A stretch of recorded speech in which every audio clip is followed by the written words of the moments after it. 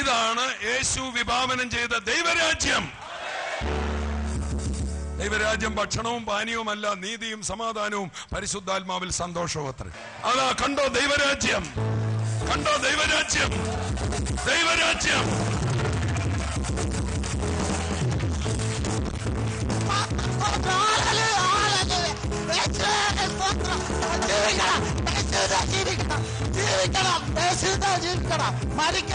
മരിക്കണ്ട, ജീവിക്കണം, യേശുവിനായിട്ട് ജീവിക്കണം, ജീവിക്കണം, യേശുവിനായി ജീവിക്കണം. ഈ കണ്ണൊക്കെ കണ്ട കണ്ണാടി ഒന്നും ഒരിക്കലും ഇങ്ങനെ ചുമന്ന് കിടക്കുന്നത് എന്തുവാ? കണ്ടു യേശുവിനെ ഞാൻ കണ്ടു. എന്റെ ഭാരം എല്ലാം അങ്ങ് പോയി, മരിക്കണമെന്നുള്ള ചിന്ത അങ്ങ് പോയി. എനിക്ക് കൂട്ടിന് യേശു ഉണ്ടെന്നുള്ള ധൈര്യമായി. യേശു താനും എന്റെ തുള്ളിച്ചാടും, യേശു താനും തുള്ളിച്ചാടും. സ്തോത്രം, സ്തോത്രം, സ്തോത്രം, യേശുവിന് നന്ദി. എങ്ങനെ മീറ്റിങ്ങിന് വന്നു? എങ്ങനെ അറിഞ്ഞു വന്നു? ഞാൻ ഇന്നലെ രാവിലെ പത്രം വായിച്ചപ്പോൾ പത്രത്തിൽ കണ്ട്. എനിക്ക് TV പ്രോഗ്രാം കാണുമ്പോഴേ ഉണ്ടായിരുന്നു തോമസ് കുട്ടി ബ്രദറിൻ്റെയും തങ്കു ബ്രദറിൻ്റെയും ഒരു മീറ്റിംഗ് അറ്റൻഡ് ചെയ്യണമെന്ന്. അപ്പോൾ അതിങ്ങനെ വന്നപ്പോൾ ഞാൻ കൊല്ലാടവിലാണ് താമസിക്കുന്നത്. അപ്പോൾ പത്രത്തിൽ കണ്ടപ്പോൾ ജയരാജ് എവിടെ താമസിക്കുന്നത്? കൊല്ലകടവ്. എന്തായിരുന്നു ഈ പ്രയാസങ്ങൾ? എന്താ കടവാണോ? എന്താ കടവാ പ്രയാസം? അത് ശരിയായോ തെറ്റായോ, ഒത്തിരി പൈസ കയ്യിൽ നിന്ന് പോയി, ഒത്തിരി കടമുണ്ട്. ഇപ്പൊ കടമൊന്നും ഇപ്പൊ മാറിയിട്ടില്ലല്ലോ. കട അതുപോലെ ഇരിക്കുക, ഭാരമില്ല. മരിക്കണമെന്നായിരുന്നു ആഗ്രഹം എന്ന് പറഞ്ഞില്ലേ? ആ കടഭാരങ്ങൾ ഇതെല്ലാം നിമിത്തം ഇവിടെ വേറെ ആരെങ്കിലും കുടുംബം വല്ലതും വന്നിട്ടുണ്ടോ? ഇവിടെ വൈഫ്, മക്കൾ അവിടെ ഇരിക്കുന്നു. വൈഫൊക്കെ ഇവിടെ വന്നിട്ടുണ്ടോ? വൈഫാണോ? നീ കയറി വന്ന്. മക്കളെന്തിയെ? ബ്രദറിന്റെ വൈഫാണോ? ഈ ബ്രദറിന്റെ ഭാരം മാറി എന്ന് പറഞ്ഞ സഹോദരിയുടെ ഭാരം മാറിയോ? മാറി, പൂർണ്ണമായിട്ടും മാറി. എൻ്റെ മനസ്സിനകത്ത് വലിയ ഭാരത്തോടാണ് ഞാനിവിടെ കടന്നു വന്നത്. എനിക്കിനി ഒരു മോചനം കിട്ടുമെന്നുള്ള പ്രതീക്ഷയിൽ തന്നെയാണ് ഞാനിവിടെ വന്നത്. എനിക്ക് കിട്ടുകയും ചെയ്തു. ഇനി കടഭാരം, കടം എത്ര വന്നാലും പ്രശ്നമില്ല. എൻ്റെ ഭാരം എൻ്റെ ദൈവം മാറ്റി തന്നു. ഭാരമെല്ലാം ദൂരെ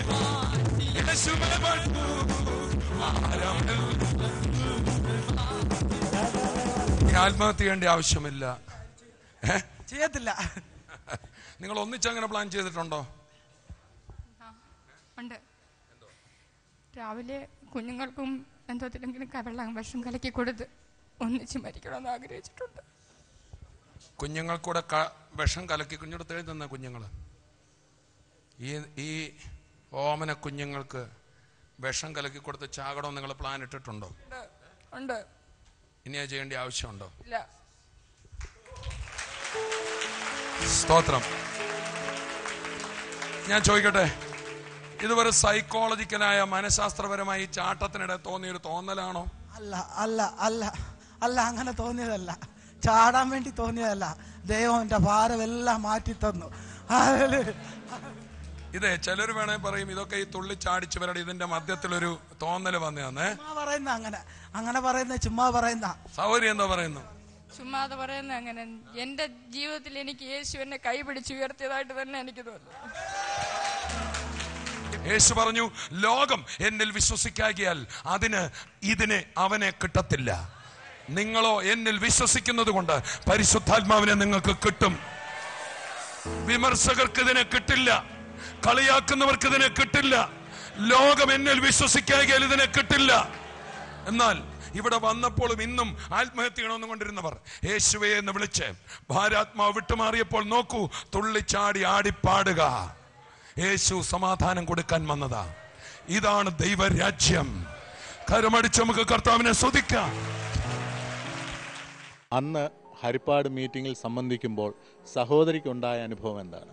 എൻ്റെ ശരീരത്തൂടെ ഒരു നമ്മൾ ലൈറ്റ് ഷോക്ക് അടിക്കത്തില്ലേ, അതേ രീതിയിൽ എൻ്റെ ശരീരത്തൂടെ എല്ലാം കറണ്ട് പാസ് ചെയ്തിട്ട് പറയുക, മകളെ നിന്നെ കൊണ്ട് എനിക്ക് ആവശ്യമുണ്ട്, എൻ്റെ സുവിശേഷം നീ ഇനിയും ലോകം അറിയിക്കണം എന്ന് എന്നോട് പറയുകയും എൻ്റെ മനസ്സിനകത്തൊരു വലിയ ഇരുന്ന ഭാര, എന്തോ ഇനി എന്നെ ആരും ഒന്നും ചെയ്യത്തില്ല, എൻ്റെ കർത്താവ് എൻ്റെ കൂടെ ഉണ്ടെന്നുള്ള ഒരൊറ്റ വിശ്വാസത്തിൽ ഞാൻ ഇപ്പോൾ തോമസ് കുട്ടിയുടെ ബ്രദർ ഞങ്ങളെ വിളിക്കുകയും സ്റ്റേജിൽ കയറി ഞങ്ങളിത് പറയുകയും ചെയ്തു കഴിഞ്ഞ് അതിനുശേഷം ഞാൻ അങ്ങോട്ട് പ്രാർത്ഥിച്ചുകൊണ്ട് തുടങ്ങുകയും എൻ്റെ ചെറുപ്പം ഏകദേശം എനിക്കൊരു 3ാം ക്ലാസ് മുതലുള്ളതാണ് എൻ്റെ ഈ ചെവിക്ക് കേൾവിക്കുറവ്. അതിനു മുമ്പ് ഉണ്ടായിരുന്നോ എന്ന് എനിക്കറിയത്തില്ല. പക്ഷെ എനിക്ക് ശരിക്കും അനുഭവപ്പെട്ടത് 3ാം ക്ലാസ് മുതൽ. ഈ TV ഒക്കെ 38-ലും 40-ലും ഒക്കെ വോളിയം കൂട്ടി വെച്ചാണ് ഞാൻ TV യുടെ ശബ്ദം കേൾക്കുന്നത്. അന്നേരം എൻ്റെ മോൻ എന്നോട് പറയും, അമ്മയുടെ ഒരു പീസ് അടിച്ചു പോയതാണെന്ന് കളിയാക്കുമായിരുന്നു. പക്ഷേ ആ അന്യഭാഷാ വരം വരികയും എൻ്റെ ചെവിക്കകത്തൂടെ വലിയൊരു തീകോളം ഇങ്ങനെ അകത്തൂടെ കയറി എൻ്റെ തലയ്ക്കകം മൊത്തം വ്യാപരിക്കുകയും ചെയ്തു. മോനെ പുറകിൽ എങ്ങനെയോ നിന്നു അമ്മയെ നിന്ന് വിളിച്ചു. എനിക്ക് നല്ല ഭംഗിയായിട്ടത് കേൾക്കാവുന്നതാണ്. എൻ്റെ ദൈവം എനിക്ക് സഹിക്കുന്നത്. അത് കഴിഞ്ഞിട്ട് എൻ്റെ ഈ ഒരു അണപ്പല്ല് അസ്ഥിക്കകത്ത് ഒടിഞ്ഞു കിടക്കുമായിരുന്നു. 8,000 രൂപയോളം വേണമെന്ന് ഡോക്ടർ പറഞ്ഞു ഇത് പൊട്ടിക്കാൻ. അപ്പം ഇപ്പോഴത്തെ ഈ സാമ്പത്തിക ഭാരത്തിൻ്റെ കടം കൊണ്ട് ഇങ്ങനെ ഇരിക്കുക. എങ്ങനെ എനിക്കൊരു ആഹാരം ഒരെണ്ണം പോലും കൂട്ടി ചവയ്ക്കാൻ എനിക്ക് പറ്റത്തില്ല. കഞ്ഞിവെള്ളം മാത്രം കുടിച്ച് ഞാൻ 1 മാസം തള്ളി നീക്കി. ഇരുന്ന് കഴിഞ്ഞപ്പം നമ്മുടെ തിരുവനന്തപുരത്ത് പുത്തരിക്കണ്ടം മൈതാനത്തിലോട്ട് നമ്മൾ ആരാധനയ്ക്ക് ഞങ്ങൾ സഭയിൽ നിന്ന് പോവുക. അപ്പം തങ്കു ബ്രദറിൻ്റെ ഒരു മെസ്സേജ് അതിനകത്ത് കാസറ്റ് ഇട്ടിരുന്നു, ആരാധനയ്ക്ക് പോകുമ്പോഴാണ് നിനക്ക് വീട്ടിൽ രോഗസൗഖ്യം ഉണ്ടാകുന്നത്. അപ്പം ഞാൻ ഈ എല്ല് രണ്ടും കൂടി ഇങ്ങനെ പിടിച്ചൊന്ന് പ്രാർത്ഥിക്കുക. എനിക്കറിയത്തില്ല, എനിക്ക് 2 പല്ല് രണ്ടും കൂടെ കൂട്ടി യോജിച്ച് നല്ല വൃത്തിയായിട്ട് കടിച്ചു പിടിക്കാം, വാ തുറന്ന് സംസാരിക്കാം, എനിക്ക് പാടാൻ, എനിക്ക് നാവ് ഉയർത്തി പാടാൻ എനിക്ക് പറ്റി. സഹോദരിക്ക് പല്ലിന്റെ പ്രയാസം ഉണ്ടായിരുന്നപ്പം വാ തുറക്കാനൊക്കത്തില്ല. എനിക്കൊന്ന് ആരാധിക്കാൻ പ്രാർത്ഥിക്കാൻ പറ്റത്തില്ല. എൻ്റെ സാബു ബ്രദറൊക്കെ എന്നോട് ചോദിച്ചു എന്താ വാ കൊണ്ട്. ഞാൻ ഡോക്ടറുടെ എക്സ്റേ ഒക്കെ കാണിച്ചു, തോമസ് ഡോക്ടർ. അന്നേരം പറഞ്ഞ് ഈ പല്ല് ഇങ്ങനെ ചരിഞ്ഞ് കിടക്കും, അതുകൊണ്ട് രണ്ടും കൂടെ കൂട്ടി യോജിക്കാൻ പറ്റാത്തതുകൊണ്ട് അത് ചെയ്തേ മതിയാവത്തുള്ളൂ. അതുകൊണ്ട് സാബു ബ്രദർ പറഞ്ഞില്ല സിസ്റ്ററെ ദൈവം സൗഖ്യമാക്കുന്നു. അന്നേരം ഒന്നും നടന്നില്ല. പക്ഷെ ഞാൻ പോകുന്ന വഴി, എനിക്ക് ആരാധനയ്ക്ക് ഞാൻ പോകുന്ന വഴി എൻ്റെ കർത്താവ് എന്നെ തൊട്ട് സൗഖ്യം. ആരാധനയ്ക്ക് പോകുമ്പോൾ എന്ന് പറയാം ബസ്സിൽ യാത്ര ചെയ്യുമ്പോൾ തിരുവനന്തപുരത്തോട്ട് ഞങ്ങൾ പോകുമ്പോൾ തങ്കു ബ്രദറിന്റെ ഒരു മെസ്സേജ് കാസറ്റിലൂടെ കേട്ടു. ശരിയല്ലയോ ഞാൻ പറയുന്നത്? അപ്പോൾ സൗഖ്യമായി പൂർണ്ണമായിട്ട് എനിക്ക് ഒരു വേദനയില്ലാതെ. അതിനുശേഷം നിങ്ങൾ ആ എക്സ്റേ എടുത്ത് നോക്കിയോ? എക്സ്റേ എടുത്ത് നോക്കി അതിനുശേഷം നോക്കിയതിന് ശേഷം ഒരു കുഴപ്പമില്ല.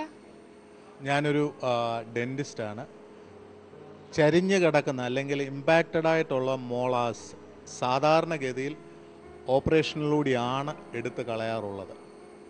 ഒരു ഓപ്പറേഷൻ കൂടാതെ അല്ലെങ്കിൽ ഒരു സർജിക്കൽ പ്രൊസീജിയർ ഇല്ലാതെ ഒരു കാരണവശാലും ചരിഞ്ഞു കിടക്കുന്ന പല്ല് നേരെയാകാറില്ല.